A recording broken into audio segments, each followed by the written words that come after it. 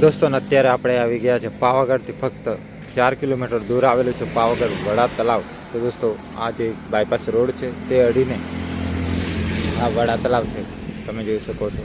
આ છે વડા તલાવ અને સામે છે પાવાગઢ, તમે જોઈ શકો. અહીંયા આગળ એક વિક્રમ ઠાકોરનું પાટણથી પાકિસ્તાન જે પિક્ચર મૂવી આવ્યું હતું તેનું શૂટિંગ આ જગ્યા પર કરવામાં આવ્યું હતું. તેમના હું એક બે જે ફોટો છે તે તમને મેચ કરાવીશ.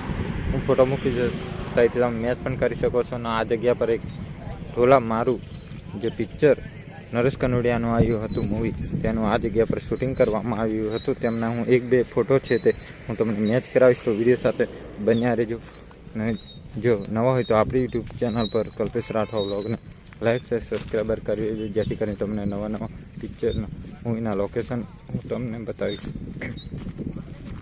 તો દોસ્તો આ છે એક પાવાગઢ વડા તલાવ, તમે જોઈ શકો છો.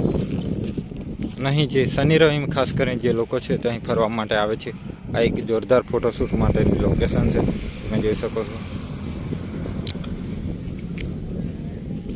તો દોસ્તો અહીં આગળ એક શૂટિંગ લેવામાં આવ્યું હતું આ જગ્યા પર, ને તે જે મેરુમાલાનું શૂટિંગ તે આ જગ્યા પર કરવામાં આવ્યું હતું. તેમના હું એક બે ફોટો છે તે મેચ કરાવવાનો છું, તો વિડીયો સાથે બન્યા રહેજો. સામે છે કબૂતરખાનું, ત્યાં આગળ પણ એક મેરુમાલાનું શૂટિંગ કરવામાં આવ્યું હતું. તેનું ફાઇટ છે તે જગ્યા પર કરવામાં આવ્યું હતું. તેમના હું તમને એક બે જે ફોટો છે તે પણ હું મેચ કરાવીશ. ને નરેશ કનોડિયાનું સુપર ડુપર એક સોંગ હતું મૂવીનું, ઓઢણી ઉડીને ઉડી જાય, ત્યાંનું પણ સામે જે ખજૂરી ખાનું છે તે આગળ શૂટિંગ કરવામાં આવ્યું હતું. દોસ્તો આ છે વડા તલાવનો વ્યૂ, તમે જોઈ શકો છો.